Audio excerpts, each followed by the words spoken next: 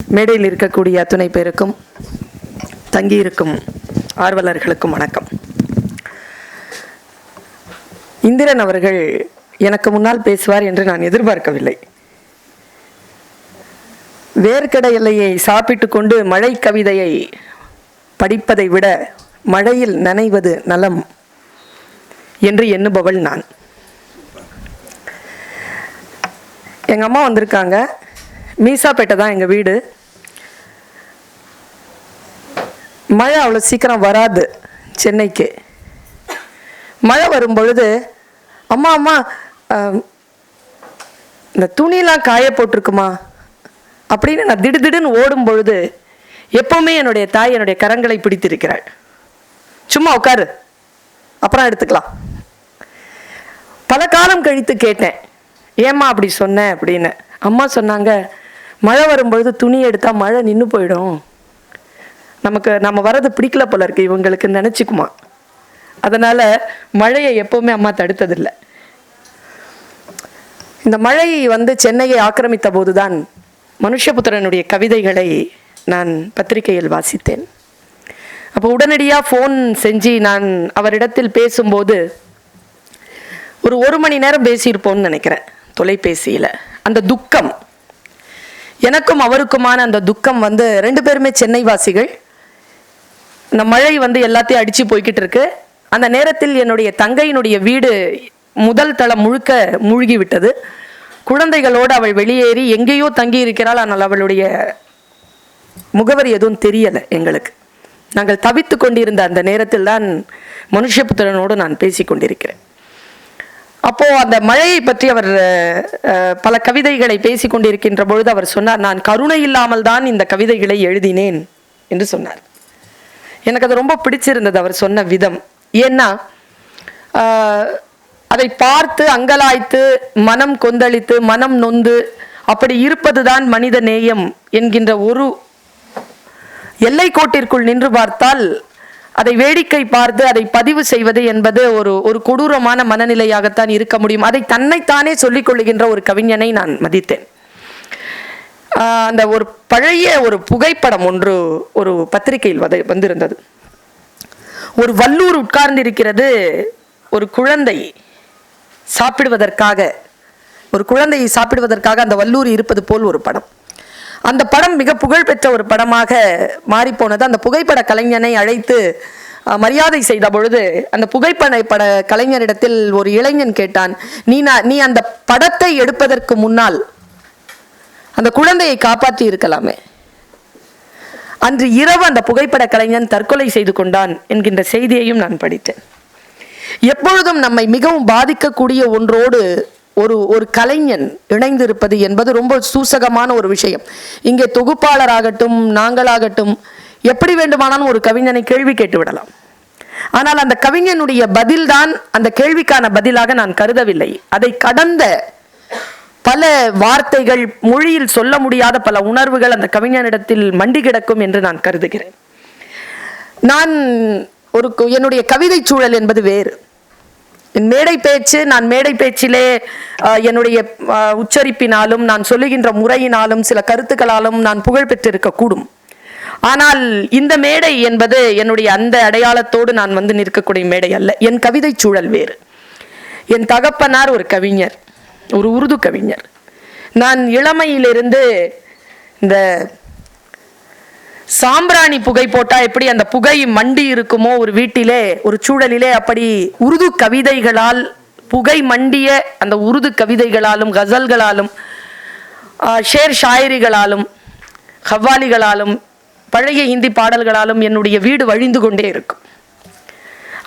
அந்த சூழலுக்குள் நின்று நான் என்னுடைய ரசிப்பு தன்மை என்பது, என் கவிதையினுடைய புரிதல் என்பது, என் வாசிப்பு தளம் என்பது வேறு. அந்த வாசிப்பு தளத்திற்குள் என்னை தொட்ட கவிஞர்களை நான் மிகுந்த ஆழமாக வாசித்து கொண்டே வந்திருக்கிறேன்.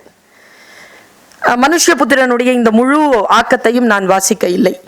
அப்படியெல்லாம் வாசித்து விடக்கூடும் என்று நான் நினைக்க முடியவில்லை. ஏனென்றால் இந்த புத்தகம் என்னை சேர்ந்து ஒரு 4 நாட்கள் ஆகின்றன. இந்த 4 நாட்களில் படித்து முடித்து விட வேண்டும், கடந்து விட வேண்டும் என்கின்ற வெறியோடு படித்து கடக்கக்கூடிய வாசிப்பு பயிற்சி எனக்கு கிடையாது. சில நேரங்களில் வாசிப்பை முடித்த பிறகு என்னை நானே கண்காணித்துக் கொண்டிருக்கிறேன். 32 மணி நேரம் கூட என்னால் எந்த செயலையும் செய்துவிட முடியாதபடிக்கு அந்த ஆக்கங்கள் என்னை ஆக்கிரமித்தது உண்டு.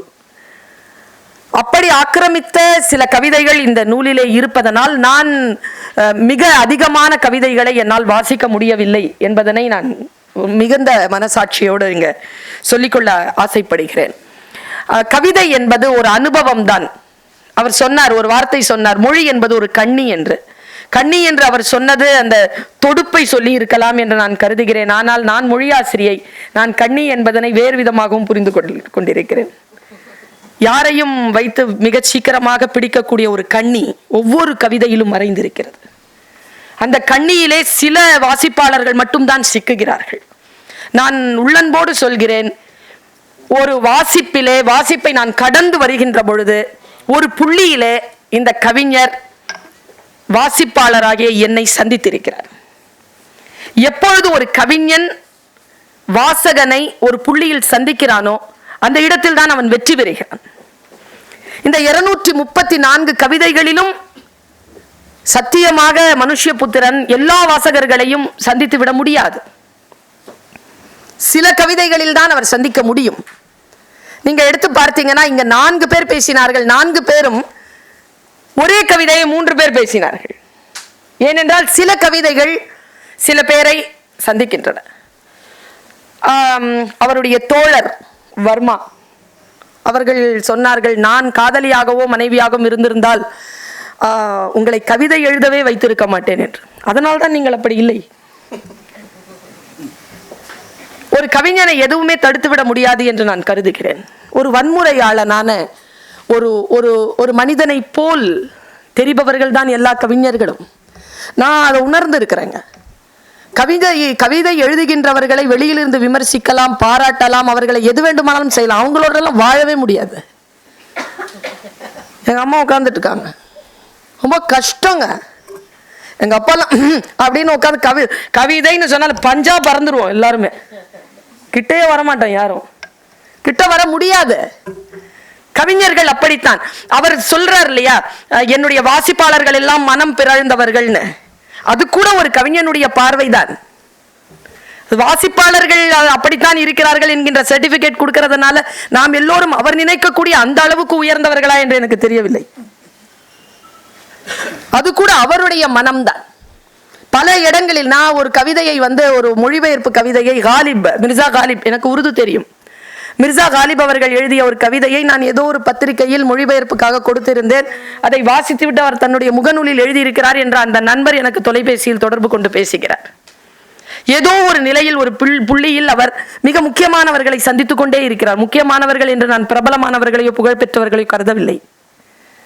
ஒரு மனித மனதோடு, இந்த கவிதை மனதோடு கவிதையை சந்திக்கக்கூடியவர்களை அவர் ஏதோ ஒரு அலைவரிசையில் சந்தித்துக் கொண்டே இருக்கிறார் என்பதுதான் மனுஷ்யபுத்திரனுடைய வெற்றி. அந்த கவிதை வேறொன்றும் இல்லை. நீயும் நானும் பிரிந்துவிட வேண்டும் என்று முடிவாகிவிட்டதற்கு பிறகு, நீயும் நானும் பிரிந்துவிட வேண்டும் என்று முடிவாகிவிட்டதற்கு பிறகு உனக்கும் எனக்கும் நடுவில் எதற்கு பகைமை என்ற புதிய உறவு? இது மிர்சா காலிபனுடைய கவிதை. நான் அதை எழுதியிருந்தேன். அதை உடனே அவர் பாராட்டி எனக்கு எழுதியிருந்தார். எனக்கு மனுஷ்யபுத்திரன் என்கின்ற ஒரு மனிதனை நான் சமீபத்தில் தான் சந்தித்தேன். ஆனால் அவருடைய கவிதைகளை நான் மிக நெடுங்காலமாக சந்தித்து வருகிறேன். எனக்கு ரொம்ப பிடித்து அவர் என்னை ஒரு புள்ளியில் என்னை சந்தித்த ஒரு கவிதை, வைராக்கிய காரியை கடந்து விடுவது மிக சுலபம். ரொம்ப ஒரு மாதிரி ஆயிட்டாங்க நான். அது ரொம்ப உண்மை. அது எத்தனை பெண்களுக்கு புரியும்னு தெரியல. புரிஞ்சா கொஞ்சம் உஷாராயிருவோம் நாம். அந்த இடங்களை தொடுகிறார், அந்த கதவுகளை அவர் திறக்கிறார். அது ரொம்ப பெரிய வெற்றியாக நான் மூக்குத்தின்னு ஒரு கவிதை, மூக்குத்தியை பத்தி ஒரு கவிதை எழுதியிருப்பார். ரொம்ப ஒரு நல்ல ஒரு பயணம்.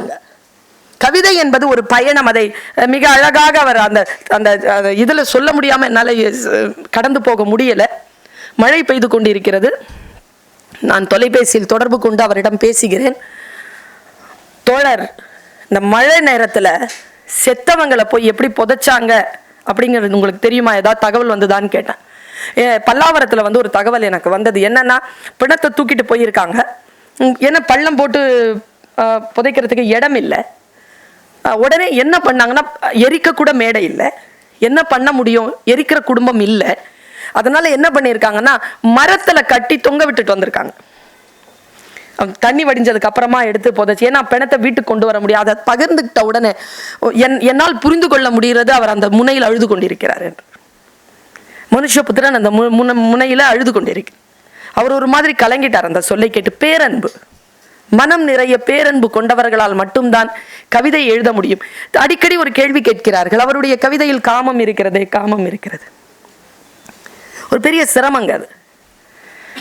ஒரு செக்ஸ் கதை எழுதுகின்றவனுக்கும் ஒரு தேர்ந்த ஒரு சிற்பத்தை வடிக்கின்ற ஒரு ஸ்தபதி போல ஒரு கவிதையிலே காமத்தை எழுதுகின்றவனுக்கும் வித்தியாசம் உண்டு. காமம் என்பது செக்ஸ் கதை எழுதுகின்றவனுடைய எழுத்து கிடையாது. நான் உருது கவிதையை படிக்கின்றவள், உருது மொழியோடு நான் வசிக்கின்றவள். ஒருத்தன் ஒரு கவிதையில் இப்படி சொல்றான் பாருங்க, இது யார் இந்த பூக்களுக்குள் இருந்து சிரித்து கொண்டிருப்பது? நாம் எல்லோரும் பூக்கள் சிரிப்பதை தான் பார்த்து கொண்டிருக்கிறோமே தவிர பூக்களுக்குள் சிரித்துக் கொண்டிருப்பது யார் என்று கேட்கிறான் அந்த கவிஞன். அதை சந்தித்து விட்ட இந்த வசந்த காலம் தன் நிலையை இழந்து தடுமாறுகிறது. இந்த நதி எப்படி ஓடிக்கொண்டிருக்கிறது தெரியுமா? காதலனை சந்திப்பதற்காக ஓடுவாளோ அப்படி ஓடிக்கொண்டிருக்கிறது. திரும்பவும் கேட்கிற அந்த பாட்டை அவன் அப்படி சொல்லலைங்க. ஒரு காதலனை சந்திக்க ஓடுகின்ற காதலியை போல் அந்த நதி ஓடவில்லையா? காதலனை சந்தித்து விட்டு திரும்புகின்ற பெண்ணை போல் ஓடுகிறதா. அந்த துள்ளல் ஒரு சின்ன ஒரு வித்தியாசம் இல்ல? அதை வெக்கம் அல்ல, இது வரைக்கும் ஓடி வரல போல. அது வெக்கம் அல்ல, அது வேறு.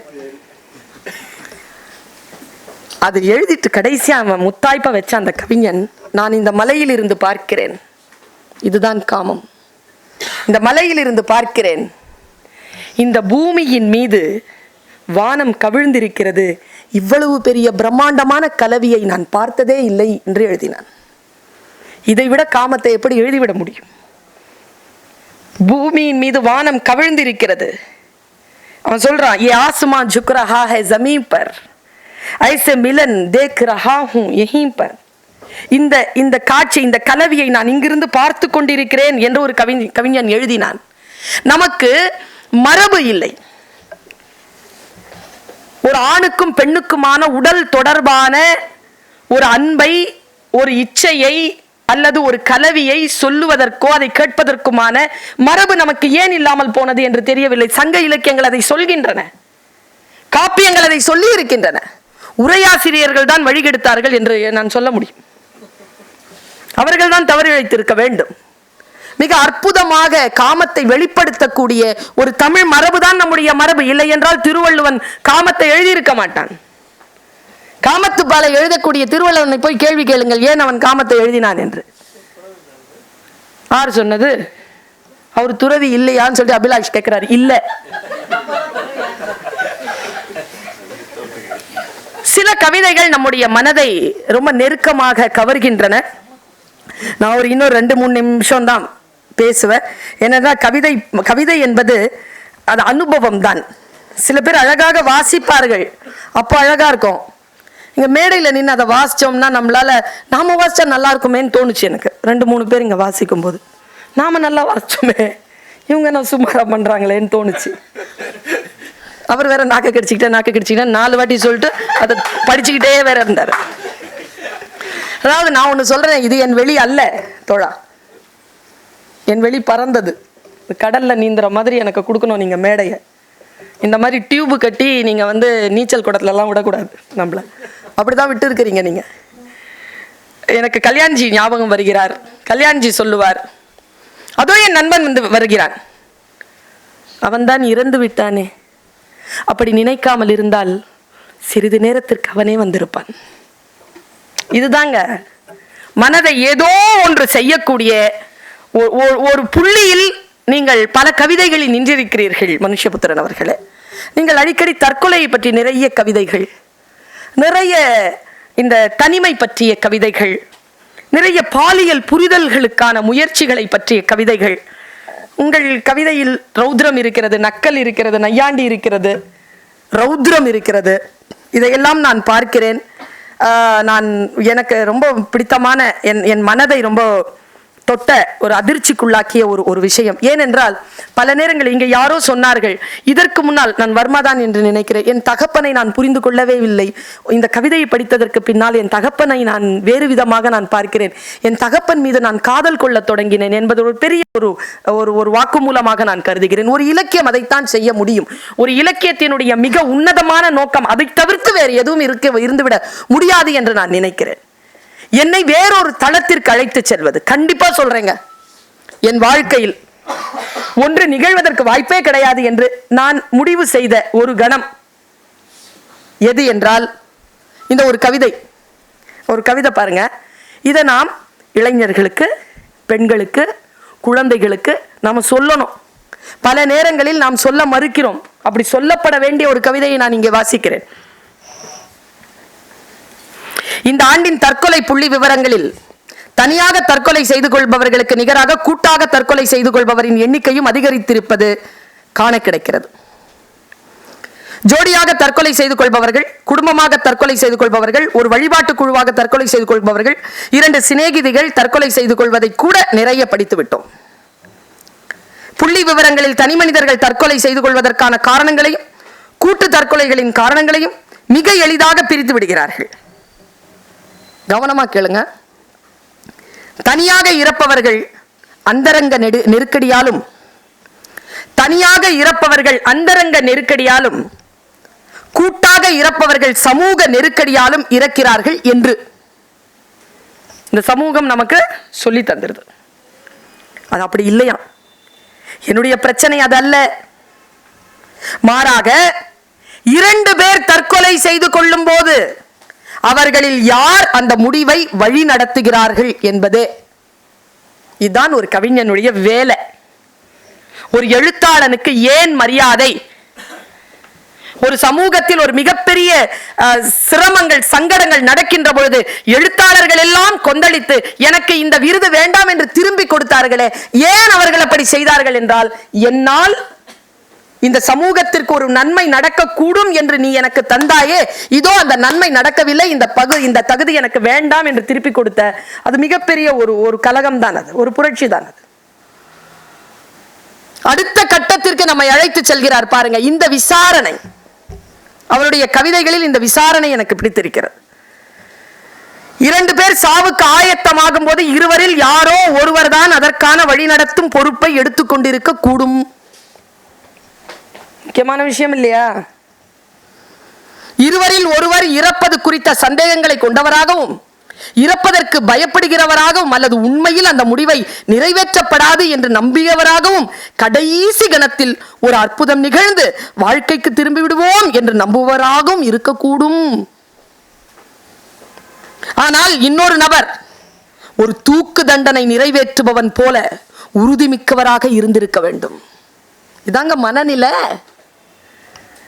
அவர் தன்னுடன் இறக்க வேண்டியவரை தந்திரமாக தற்கொலை களத்திற்கு வழி நடத்தி செல்கிறார். அது ஒரு விடுதலை என்று இன்னொருவரை நம்ப வைக்கிறார். இன்னொரு நபர் தன் முடிவில் இருந்து பின்வாங்கி விடாமல் கடுமையாக கண்காணிக்கிறார். பல சமயங்களில் தன்னுடன் இறக்க வேண்டியவரின் இறப்பை உறுதி செய்துவிட்டே அவர் இறந்து போகிறார். குடும்பங்களாக தற்கொலை செய்து கொண்டவர்களில் இறந்த குழந்தைகளின் வயது 8, 13, 17 என பலமுறை படித்திருக்கிறேன். கவிதை இப்படி முடியுது பாருங்க. இது எப்படி நிகழ்ந்திருக்க முடியும் என்பதை ஓரளவு நம்மால் புரிந்து கொள்ள முடிகிறது.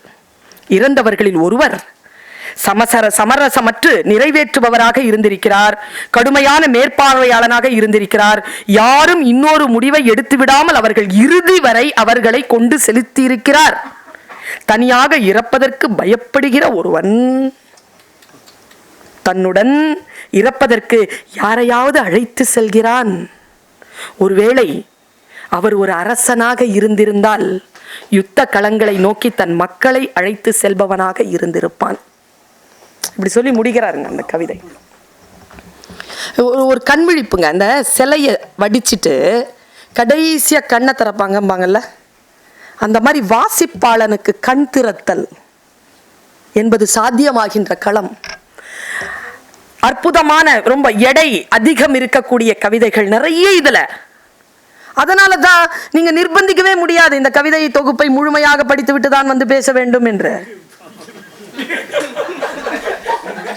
சில நேரங்கள்ல அது ரொம்ப கொடுமைங்க. அது ஒரு நாவல் அப்படி படிச்சுடலாம், அறகுறையா படிச்சுட்டு நாவலை பேச முடியாதுங்க. சிறுகதை தொகுப்புகளையும் கூட அறகுறையா பேசிடலாம். ஒரு கவிதை எப்படி முடியும்? இந்த மனுஷங்கிட்ட நான் பார்த்த ரொம்ப வியப்பான ஒரு விஷயம் என்ன தெரியுமா? ஒன்று சொல்றேங்க. இவருடைய கவிதைகளுக்கு தூண்டுகோல் எது தெரியுமா? அவருடைய கால்கள். அவருடைய கால்கள் அவருடைய எழுத்தை செலுத்துகின்றன. பல நேரங்களில் அவருடைய அந்த தனிமை இருக்கு இல்லையா, அது அவரை செலுத்துகிறது. யாராலும் புரிந்து கொள்ள முடியாத ஒரு வேக்யூம், ஒரு வெற்றிடம். அந்த வெற்றிடம் சில மனிதருக்கு சில சூழல்களால் வாய்க்கப்பெறும். அது வரம். பல பேர் அதை சாபமாக்கிக் கொள்கிறார்கள், சில பேர் அதை வரமாக்கிக் கொள்கிறார்கள். பாருங்க, ஒரு கதை. மனுஷபுத்திரனை தெரிஞ்சுக்கணுமாப்பா? இதான் பக்கம் 152. உதவ வரும் ஒரு கரத்தை நான் கீழே விழும்போது பதட்டத்துடன் பற்றி தூக்கும் ஒரு கரத்தை அவ்வளவு மூர்க்கமாக நான் தட்டி இருக்க வேண்டாமோ? மனுஷன் கீழே விழும்பொழுது அப்படி தூக்கி பிடிச்சிருக்கு ஒரு கரம், அது அவ்வளோ ரௌத்ரமா தட்டி கழிச்சிருக்கார். அப்புறமா யோசிக்கிறார், அதை நான் தட்டி கழித்திருக்க வேண்டாமோ?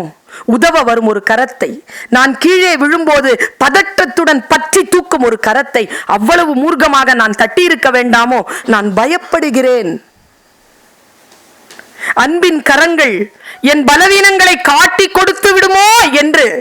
மேலும் அந்த கரங்கள் என்னை தீண்டும் முதல் கணத்திலேயே நான் மனமுடைந்து அழத் தொடங்கி விடுவேன் என்று நான் பயப்படுகிறேன். நான் கீழே விழும்போது ஒரு பழுத்த இலை விழுவது போல நான் விழுவதுதான் இயற்கை என்பது போல அவ்வளவு தனியாக விழ விரும்புகிறேன். அப்போது கொஞ்சம் சுய நிந்தனையுடன் கூடிய தன்னம்பிக்கையுடன் இருக்கிறேன். என்ன ஒரு பயணங்க இது! அவருடைய இயற்கையோ அல்லது யாரோ செய்த சில முன்னெச்சரிக்கை இல்லாத ஏதோ ஒரு குற்றத்தாலோ தன் கால்களை நகர்த்த முடியாத ஒரு சூழ்நிலையில் இருக்கக்கூடிய ஒரு மனிதனுடைய உள்குரல். நீங்க அந்த மழை கவிதையில பாருங்க.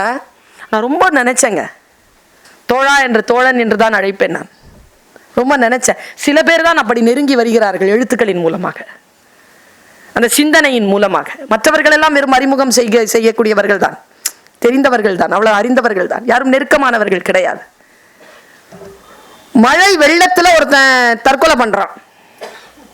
ஒரு கவிதருக்கு படிச்சு பாருங்க அந்த அனுபவம். மழை வெள்ளம் வந்திருக்கு, ஒருத்தன் அந்த மழை வெள்ளம் வீட்டுக்குள்ள வந்த போது ஃபேன்ல ஒருத்தன் தற்கொலை பண்ணிக்கிட்டானா. அதை பத்தி ஒரு கவிதை எழுதியிருக்கார். ரொம்ப விசாரணையான கவிதை அது. அந்த கவிதை என்ன தெரியுமா சொல்கிறது?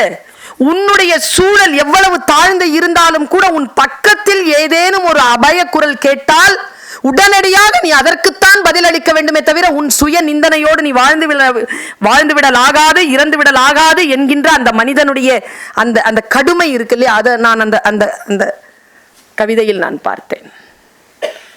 மிஞ்சிய மழை என்ற ஒரு 4 வரி நறுக்குன்னு எழுதினார். இந்த நகரத்தில் எத்தனை பேர் இங்கு சென்னை வாசிகள் என்று தெரியாது, சென்னை வாசிகளாக இருந்தாலும் எத்தனை பேர் அதனால் பாதிக்கப்பட்டீர்கள் என்று எனக்கு தெரியாது. நான் பார்த்தேன், என் தங்கையின் வீட்டை கண்கூடாக பார்த்தேன். 10 ஆண்டு கால உழைப்பு ஒன்றும் இல்லாமல் போனது. என் தங்கை என்னிடத்தில் ஒன்றே ஒன்று கேட்டாள், இழந்தது எல்லாம் சம்பாதித்து விடலாம் மச்சு. சொன்னபோது சொன்னாள், அப்பா சின்ன வயசுலேருந்து ஃபர்ஸ்ட் ஸ்டாண்டர்ட்லேருந்து இப்போ 9th ஸ்டாண்டர்ட் வரைக்குமான என் குழந்தையினுடைய ஃபோட்டோ ஒட்டின ஐடி கார்டை நான் சேர்த்து வச்சுருந்தேன். அதை எங்கன்னு போய் தேடுவேனா? இந்த நினைவுகளை எங்க? அதாவது இழந்த சொத்துக்களின் மதிப்பு எல்லாம் கணக்கிட்டு விடவே முடியாதபடிக்கான பேரிழப்பு அது. அது சொன்னார் பாருங்க. இந்த நகரத்தில் 50 லட்சம் பேர் வசிக்கிறார்கள். மிஞ்சிய மழை கவிதையின் தலைப்பு. இந்த நகரத்தில் 50 லட்சம் பேர் வசிக்கிறார்கள். இந்த மழையை இவ்வளவு பேருக்கும் பகிர்ந்து கொடுத்த பிறகும் எவ்வளவோ மழை மிஞ்சி விட்டது. இப்படிதான் எழுத முடியும் ஒரு கவிஞனால். பேரன்பு கொண்ட ஒரு மனம். அந்த கவிதை இது. இன்னொரு ஒரு விஷயம், இந்த காதலி 100 சம்பவங்கள்னு எவ்வளோ, அதேதான் காதலி 100 சம்பவங்கள். சொல்லிடவா?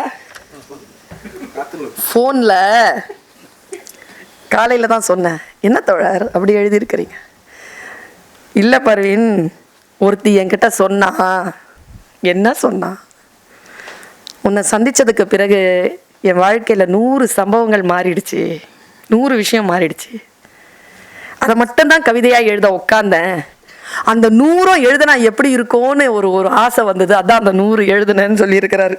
பக்கம் 337. நீங்கள் வாங்கி அதை படித்து பாருங்கள். உண்மையாகவே நீங்கள் காதலிச்சு இருந்தீங்கன்னா இதில் ஒன்று கூட மிஸ் ஆகாதுங்க. 100க்கு 100 சரி. 100 மார்க், 100 to 100 அப்படியே போட்டுடலாங்க. 100 சம்பவங்களை ஒரு மனிதனுடைய மனம்.